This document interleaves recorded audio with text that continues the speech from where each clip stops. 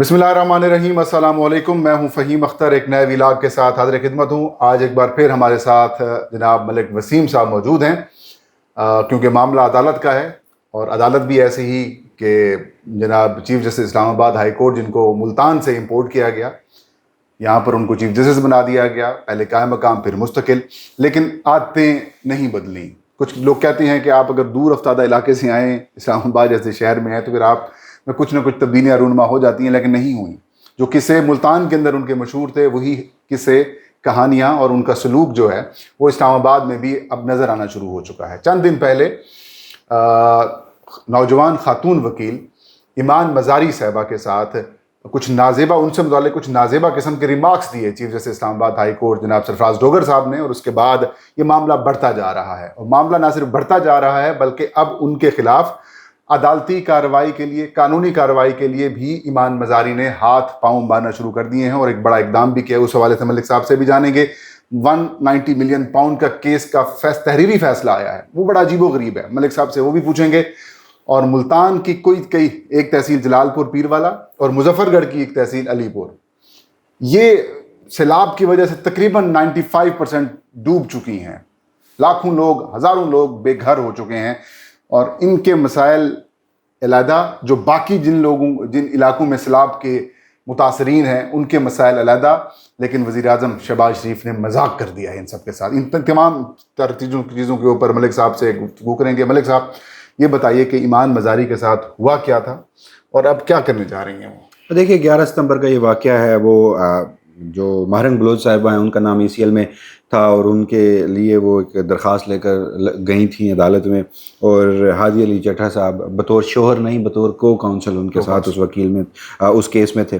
तो chief justice ने जो ऑब्जर्वेशंस दी, इंतहाई अफसोसनाक, इंतहाई बल्कि मैं कहूँगा कि शर्मनाक, और इस हद तक गए कि जी समझाएं हादी साहब इसे, वरना मैंने किसी दिन पकड़ लिया ना, अपना मुंह बंद रखो, तुम्हें किसी चीज़ का पता नहीं है, मतलब इस तरह से तुमने मुझे डिक्टेटर कहा तो इन्हें अदालत लगा दूंगा। ये ऑब्जर्वेशंस चलें। अगर इसके ना मुख्तलिफ पहलू हैं, बजाय इसके कि हम आज जो पहला कानूनी इकदाम करने की तरफ ईमान मज़ारी साहिबा गई हैं, जिससे आपको अब उनकी सिमत का आइडिया होता है कि वो इस मामले को रफा दफा नहीं करेंगी, स्पेयर आउट नहीं करेंगी, और वो इस मामले के अंजाम तक पहुंचेंगी। तो वो हम बताते हैं। लेकिन देखिए, ये मामला ना हमारे यहाँ एक अनफॉर्चुनेट सी चीज़ है कि हमारी जो सोसाइटी है ना, ये पिदरशाही निज़ाम है। यहाँ पर चीफ जस्टिस की जानिब से इस तरह की ऑब्जर्वेशंस देना ये साबित करता है कि चाहे खातून हो, चाहे वो जितनी मर्जी इंडिपेंडेंट हो, जितनी मर्जी प्रोफेशनल हो, वो अपने पाँव पे खड़ी हो और वो अपनी मेहनत से वहाँ पर पहुंची हो, तो भी वो अदालत तक में गैर महफूज है। अच्छा, हाँ, ये वर्क प्लेस है। अच्छा, वर्क प्लेस हरासमेंट के जुमरे में ये आता है। आप जरा जो वर्क प्लेस हरासमेंट एक्ट है 2010 में ओरिजिनली बना, 2022 में अमेंडमेंट हुई, सुप्रीम कोर्ट के फैसलों की बैकिंग उसमें है। आप उसमें हरासमेंट की तारीफ पढ़िए जो कि पूरा उतरती है उस ऑब्जर्वेशंस के ऊपर। उसका तो वर्क प्लेस है ना, वहां पर वो आती है। अच्छा, फिर ये इतना अफसोसनाक है कि ये सिंथी इम्तियाज के जुमरे में भी आता है। हमारी लीगल फर्टर्निटी में, प्रैक्टिसिंग लॉयर्स में आप देखें कि खवातीन वकला हैं ही कितनी, फिर बार काउंसिल्स में उनको नुमाइंदगी ही कितनी दी जाती है, और फिर उसके बाद अदालत जैसे एक मुकद्दस जगह पर कोई भी अदालत हो, कोई भी चीफ जस्टिस का ऑफिस हो, वो तो हमारे लिए उस काबिल एहतराम है, लेकिन वहां पर बैठा शख्स और उसके फैसले, उस पर तनकीद बतौर सहाफी हमारा काम है। सही। तो कल फिर एक और आया मामला, उन्होंने वजाहत जारी। अच्छा, वजाहत भी पहले से ज्यादा तौहीन-आमेज़ थी। गलती नहीं मानी गई, बल्कि खुद को बड़ा और ईमान मज़ारी साहिबा को कोई कम अकल बेवकूफ लड़की साबित किया गया। और जी मैं उसे समझा रहा था, और फिर कल कहा गया कि मैंने तो हादी साहब को कहा था कि आप जज बने, आप क्या बाप बन के बैठ जाते हैं किसी के? वो कहते हैं कल वजाहत में कि मैं हादी को कह रहा था कि हादी से पकड़ कर ले जाओ। आप एक्सेप्ट कर रहे हैं? इसका मतलब ये है कि हादी साहब जो है वो को काउंसिल थे ना उनके जी, वो उनके कोई शोर की हैसियत से तो वहां नहीं खड़े थे, कुलीग हैं उनके। आप एक कुलीग को कह रहे हैं कि इस खातून को पकड़ के ले जाओ, वरना मैं तो नजर लगा दूंगा। अच्छा चलें, अगर आप शोर की हैसियत से भी कर रहे हैं, उसे कह रहे हैं कि आप अपनी बीवी को ले जाओ, कि औरत पे इस तरह करो, आप अपनी बीवी को ले जाओ, तो इसका मतलब है कि ईमान मज़ारी साहिबा की समझ बूझ या उनका जो एक पूरी आइडियोलॉजी है वो सरफराज डोगर साहब समझते हैं नहीं है, और एक शोहर को कह रहे हैं कि ये बीवी तुम्हारी प्रॉपर्टी है, इसे पकड़ के यहाँ से ले जाओ। क्या मेंटालिटी शो की है जनाब? हर हवाले से इंतहाई भोंडी किस्म की। اس کے بعد گزشتہ روز کچھ بار کونسل میدان میں آئی ہیں. نہیں کچھ اور اطلاعات آ رہی ہیں کہ وہ کچھ فیملی کو بھی ہاں میں اس طرف بھی آتا ہوں. سندھ کراچی بار, بلوچستان بار, لاہور بار اور 41 خواتین وکلا ہیں جو ہائی کورٹ اور سپریم کورٹ کی ہیں. اچھا, ان کی جانب سے کنڈمنیشن آئی, بلکہ سرفراز ڈوگر کو عہدے سے ہٹانے کا مطالبہ بھی کیا گیا خواتین کی طرف, خواتین کی جانب سے, وہ تمام بارز کی جانب سے بھی جو ان کی اب تک اسٹیٹمنٹ آئی ہے. باقی بارز کو تو غیرت آ گئی نا یار, یہ انتہائی مطلب غیر پروفیشنل قسم کے آپ کہہ سکتے ہیں کہ چیف جسٹس نے وہاں پر کنڈکٹ کیا ہے. جو مدر ہے اس جہاں پر وہ انرول ہیں ایمان مزاری, ہادی علی چٹھا صاحب, بار اسلام آباد ہائی کورٹ بار, وہ کیوں چپ ہے؟ وہ اس لیے چپ ہے کہ وہ مینج ہو گئی تھی, وہ فتح ہو گئی تھی. اتنی شرم نہیں آتی ان کو کہ یار ان کے گھر میں بھی اس طرح سے مطلب کل کو کسی اور وکیل کے ساتھ, یہ باتیں ہماری ہیں نا. اچھا, وہ کچھ رپورٹڈ ان کی ملاقاتیں تو ہم نے اعظم نذیر تارڑ کے ساتھ رپورٹ کی تھی, کچھ ان رپورٹڈ ان کی ملاقاتیں بھی ہیں, حالانکہ وہ وہی ہیں جو بعض کے الیکشن بھی اسی طرح مینج کرتے ہیں جیسے ہمارے جنرل الیکشن کرتے ہیں. نہیں میں جو بار کے جو سربراہان ہیں اس وقت, وہ واجد علی گیلانی صاحب کی پی ٹی اے کی ووٹ سے, جی ہاں, وہ حامد خان صاحب کے وہ تھے, نومینی تھے, ان کے وہ طرف سے امیدوار تھے, لیکن وہ اپنا قبلہ بدل گئے اور اس وقت بھی وہ آزاد کشمیر میں نیشنل جوڈیشل کانفرنس ہے, جوبلی ہو رہی ہے. ہاں, تو وہاں پر وہ ہاتھوں میں ہاتھ ہے اور خوش گپیاں ہیں اور یہ ساری چیزیں ہیں. تو اب یہاں پر ایک اور دلچسپ چیز جو آج انہوں نے اپلیکیشن دی ہے وہ کیا ہے, اس پر میں آتا ہوں, صرف 1 منٹ. ہادی علی چٹھا صاحب نے گزشتہ روز یہ انکشاف کیا ہے کہ ایڈوکیٹ ایمان مزاری سے سرفراز ڈوگر صاحب کی فیملی رابطہ کر رہی ہے. رابطہ کیوں کر رہی ہے؟ آؤٹ آف کورٹ سیٹلمنٹ ہی ہوگی نا, جس طرح سے دیگر معاملات میں آؤٹ آف کورٹ سیٹلمنٹ ہوتی ہے.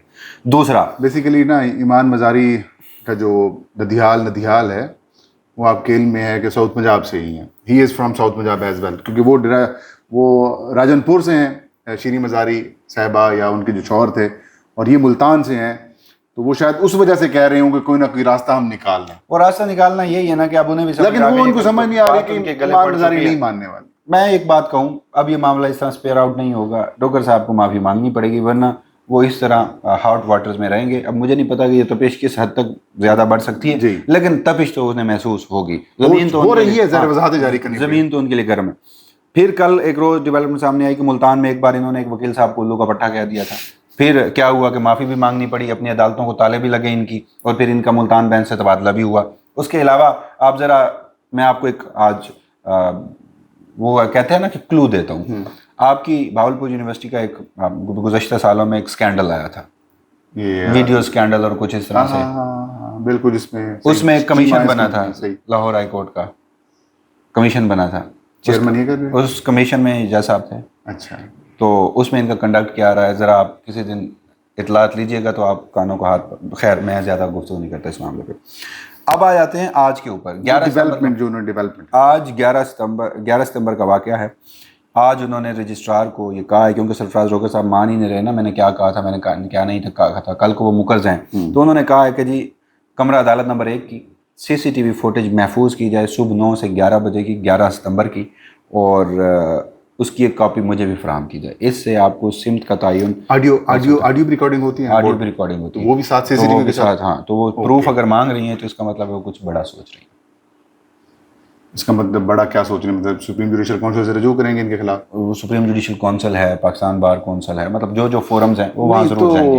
وہ چیف جسٹس اسلام آباد ہائی کورٹ ہے, ان کا کیا, وہ تو لوہا پگھلائی کی چیف جسٹس. میں اگین کہہ رہا ہوں کہ اگر اس وقت بارز انڈیپینڈنٹ ہوتی, نارمل حالات ہوتے, تو ان آبزرویشنز کے بعد کوئی بھی جج ایک ہفتہ اپنی کرسی پر نہیں بیٹھ سکتا تھا.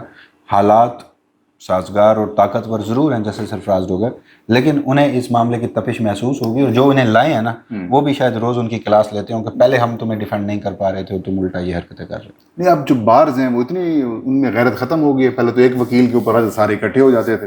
وہ اگین یار اب یہ بڑا لینتھی ٹاپک ہے کہ کس طرح سے ابھی بارز کے الیکشنز بھی ہیں. سپریم کورٹ بار کی 16 اکتوبر کو الیکشن ہے, پاکستان بار کونسلز کے الیکشنز ہیں, اس کے بعد الیکشنز ہی الیکشنز ہیں. تو وہ جس طرح سے مینیج ہوئے ہیں, اب اس پہ بندہ مزید کیا کہہ سکتا ہے. صحیح بات ہے. 190 ملین پاؤنڈ کے حوالے سے کچھ عجیب و غریب فیصلہ ہے, ذرا وہ بتائیے. فیصلہ یہ ہے کہ PTI نے درخواست دی تھی کہ اس کو جلدی سماعت کے لیے مقرر کیا جائے. آج سے 2 روز قبل اس پہ سماعت ہوئی ہے, اور چیف جسٹس سرفراز ڈوگر نے چیف جسٹس سرفراز ڈوگر کو کہا تھا کہ عمران خان کا مقدمہ جلدی سماعت کے لیے مقرر کریں. آج تحریری فیصلہ جاری ہوا ہے, اور اس میں جسٹس سرفراز ڈوگر نے ایک مرتبہ پھر یو ٹرن لیتے ہوئے لکھا ہے کہ جی رجسٹرار کو یہ ہدایات دی ہیں کہ جوڈیشل پالیسی کے مطابق مقدمہ سماعت کے لیے مقرر کریں. کون سی جوڈیشل وہ کیڑی جوڈیشل پالیسی ہمیں تو نہیں پتہ.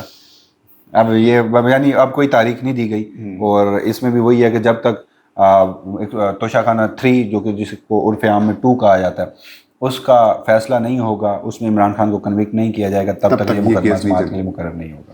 بہت شکریہ وسیم صاحب. ناظرین آخر میں ایک بڑی انٹرسٹنگ قسم کی سٹوری ہے. انٹرسٹنگ کیا, بڑی افسوسناک صورتحال ہے. آپ کا بھی تعلق اسی ساؤتھ پنجاب سے, میرا بھی اسی تعلق ساؤتھ پنجاب سے ہے. سیلاب نے اس وقت کم و بیش آپ یوں کہہ سکتے ہیں کہ تقریباً جنوبی پنجاب سے لے کر جہاں جہاں سے دریائے ستلج, چناب یا جو باقی جو دریا جہاں پر بارشیں ہوئی ہیں وہاں سے لوگ بڑی مشکلات کا شکار ہیں. لاکھوں لوگ پریشان ہیں, ان کے کاروبار زندگی تباہ و برباد ہو کے رہ گئے ہیں, اور یہ ان کو کم از کم ان علاقوں کو دوبارہ اپنے پاؤں پر کھڑا ہونے کے لیے کم و بیش 1.5 سے 2 سال چاہیے ہوں گے, کم از کم 2 سال چاہیے ہوں گے فصلیں آباد ہونے میں, یعنی کہ فصل دوبارہ لگانے میں, کسانوں کو بحال ہونے میں, گھر برابر پھر دوبارہ سیٹ کرنے میں, کاروبار زندگی دوبارہ بحال ہونے میں. ایسے میں کل وزیر اعظم شہباز شریف کی جانب سے ایک مذاق کیا گیا قوم کے ساتھ. وہ یہ مذاق ملک صاحب کیا گیا قوم کے ساتھ کہ جو سیلاب متاثرین علاقے ہیں ان میں بجلی کے بلوں میں 1 مہینے کے استثناء دینے کے لیے IMF سے رجوع کیا جائے. وزیر اعظم شہباز شریف نے حکام کو یہ ہدایت دی ہے کہ IMF سے رجوع کیا جائے. وزیر اعظم کہتے تھے بیگرز آر ناٹ چوزرز یا بیگرز کانٹ بی چوزرز. وہ میرے خیال میں آپ نے وزیر اعظم شہباز شریف صاحب آپ نے وہ سچ ثابت کر دیا. آپ نے ہمیں بیکاری بنا دیا کہ IMF اس ملک کو چلا رہا ہے.